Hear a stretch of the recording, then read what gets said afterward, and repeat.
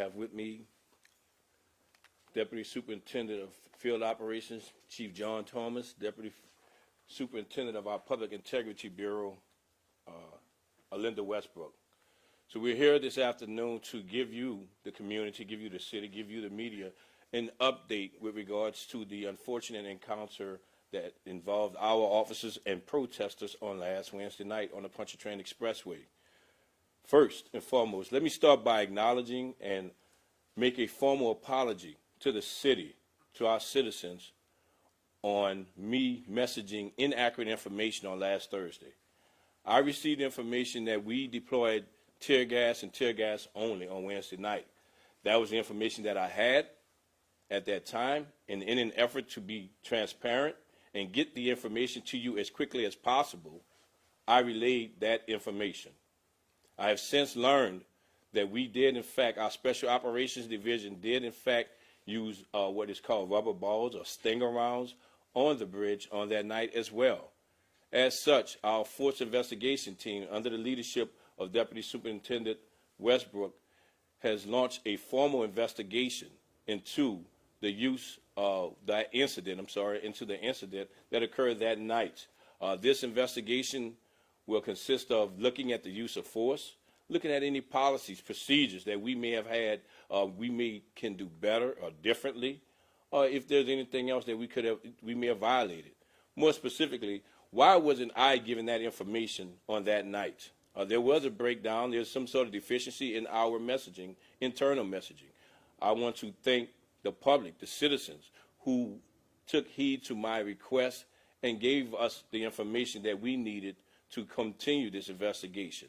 It was not just them as well. We had our officers who reported within a few days that, yes, this was a deployment, and now that is being looked into by our Force Investigation Team as to what actually occurred. So I cannot give you specifics as to how or why.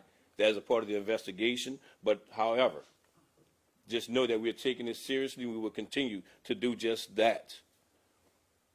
I can say for certain, the command officer who was on scene that night did give approval for the use of tear gas. However, he did not give approval for the rubber balls or for the stinger rounds, as they are called. That, too, again, is a part of our investigation as to how did that occur? How was those balls used? Who made the decision to use this particular tool in our toolbox?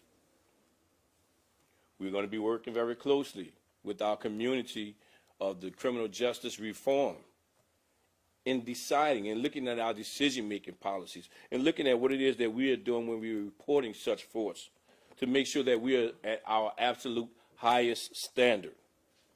Let me be clear. Wednesday night started as a peaceful protest, but unfortunately, it escalated to an encounter that none of us would like to see happen. It resulted in citizens being hurt. It resulted in officers now being hurt. So we know this is something that we would never, ever want to see as a result of an interaction between our officers and our citizens. Our number one goal is the safety of our community, the safety of our officers. This is a dark hour, that particular night, but this does not define the city of New Orleans. This does not define the New Orleans Police Department. We stood side by side throughout this protest, throughout this national civil unrest with our peaceful protesters. We rode with them every night. We walked with them. We engaged with them every night. And we'll continue to stand side by side with them. We are against social injustice. We are against systematic racism. The message of these protests is an important message for all of us. We hear you, we stand with you. The incident we witnessed on Wednesday night drowns out the voices of those who are trying to spread the message, the right message, the important message to bring change to our justice system.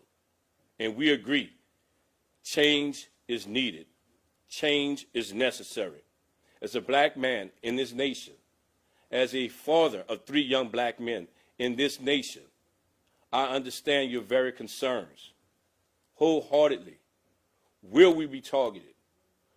Will we be given equal opportunity? I understand. I also understand, as the leader of this department, as a professional law enforcement officer, there are actions that must be taken to ensure the safety of everyone in our city. So this is a learning opportunity for us all. What can we do differently? Now is the time to have a conversation and determine just that.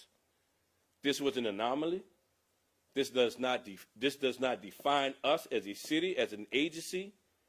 We have the utmost respect for our citizens, and I believe that is reciprocated.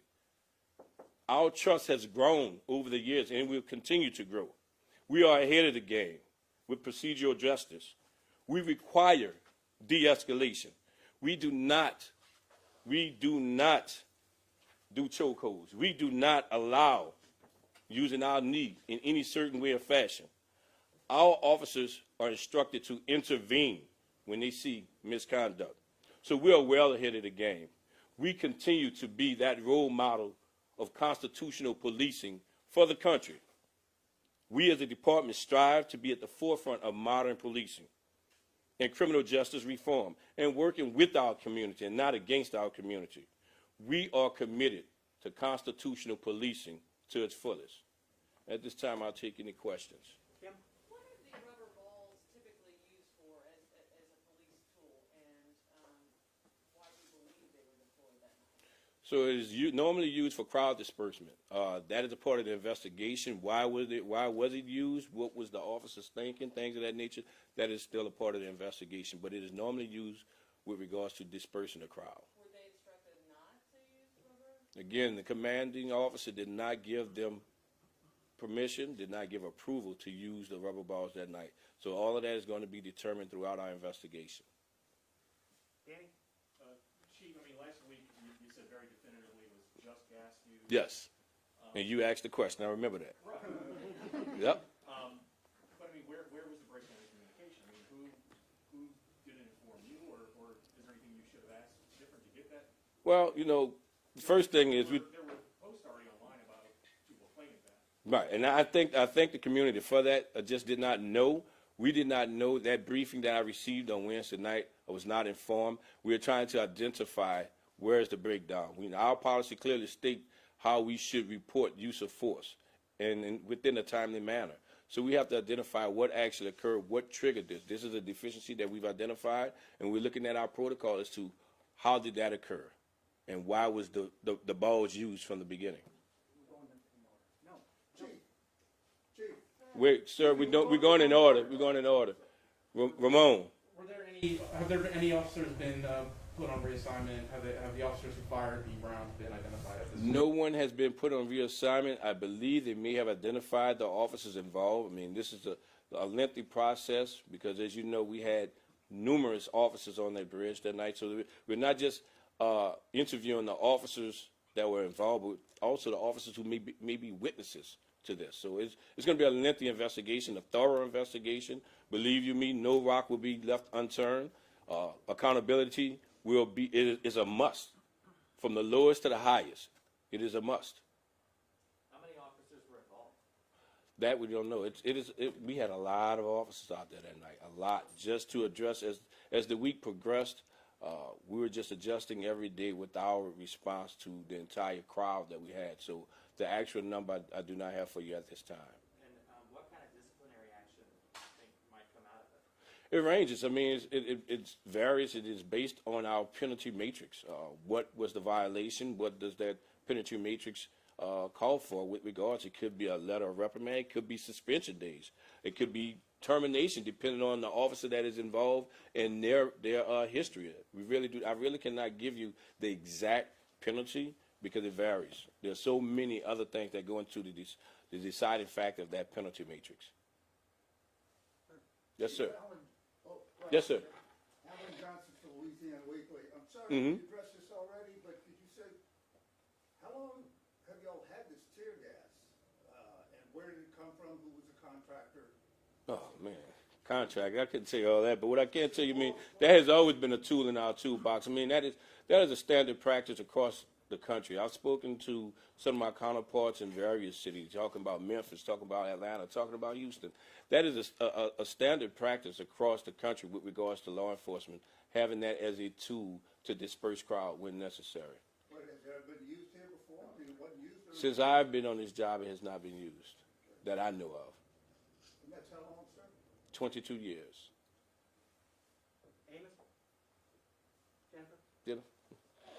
Who was the commanding officer on the bridge that night? You had two commanding officers, and as a part of our investigation, you had Captain Lamport and you had Captain Roberts, LeJohn Roberts. And when did you find out that rubber bullets were indeed used? Just over this weekend, as late as Friday, Saturday, something like that. Okay, so at least 2 days later. What's your level of concern knowing that information was kept from you, not only from the officers who deployed those rubber bullets, but also from those who witnessed it? And, you know, there were lies going all the way up, apparently. What level of concern does that bring to you about other police tactics that maybe you wouldn't condone or the commanding officers wouldn't condone that may be a part of everyday life for NOPD police to cover up, to not tell the truth about? What's your level of concern? So let me say this. I think it's a bit premature to say that it was a lie or cover up. We don't know. That is a part of the investigation. I'm not going to stand here and defend the officers, but I'm not going to condemn them either. Until the investigation tell me what actually occurred, that is when I'm going to make a decision. But I definitely have concerns with not being properly informed from the beginning. That raises some concern, and we have to figure out what happened. Maybe the right people were not debriefed, and we didn't get it. I don't know. I'm not going to stand here and make excuses. But I think it is premature to say, hey, someone lied or someone was trying to cover up. That's part of our investigation. I have one more question. What Yes. exactly is a stinger ball, and how does it work?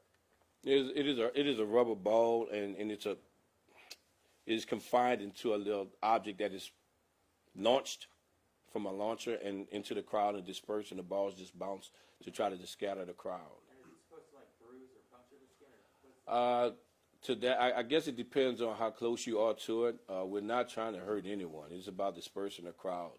But some people's skin are more sensitive than others, so it could puncture someone. I don't know. It is not intended. It's not our intent when we're deploying that. Ramon? Just a quick question. Can you say where John Thomas was that night? I know that he was the one who engaged the informal leaders the previous night that ended with the scene with the officers kneeling along with the protesters. Was he on the bridge as well on Wednesday night? If not, I guess if you could just discuss a little about. You mean Chief Thomas is right here. You want to ask him? But he's the incident commander. Okay. So, bottom line is that he was out there with his troops, but the captains ran that. I think he, watching it, he had more of a high level view of this. But it goes to the captains, these decisions with regards to using any type of tool of that nature. It doesn't escalate. The way our protocol is designed, it does not escalate to the deputy chief. The captain has the autonomy to make that decision. Last week you said there were the 2 tear gas canisters used, and then today you're saying it was, and I apologize if I'm biased, but rubber balls or stinger rounds. Yes. Was anything else at this point, or was that? To my knowledge, this is all that I know at this time. Again, I gave you last week, the information I gave you last week was the information that I had, and this is what I have right now. As this investigation evolves, I will give you more information. We'll be prepared to give you whatever we have. We have never been an agency or city government to try to hide anything.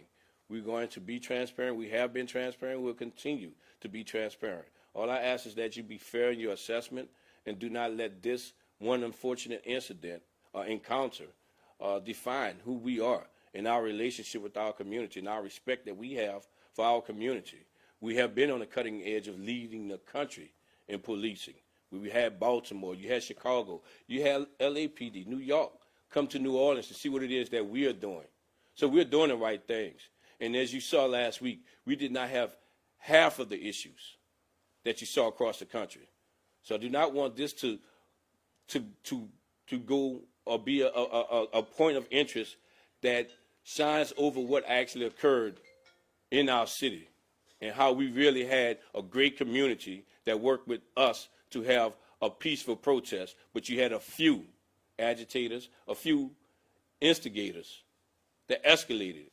And just as I asked the community and I asked my officers to do not take the bait. And unfortunately, some of us were drawn into that. And now we're going to heal. We as a community, we as a city, we are going to heal from this as well. We just have to identify what the issues are, get with our criminal justice reform partners, identify what could we do differently, and move forward. Because it's our number one priority with safety is to provide the best service possible to our city. So thank you all, and I'll inform you soon. Or who told you Friday and Saturday? I'm sorry? Could you say how you found out or who told you? My investigators, my FIT team is informing me of what's going on as the investigation progresses. So thank you again. Thank you very much, guys. Appreciate it.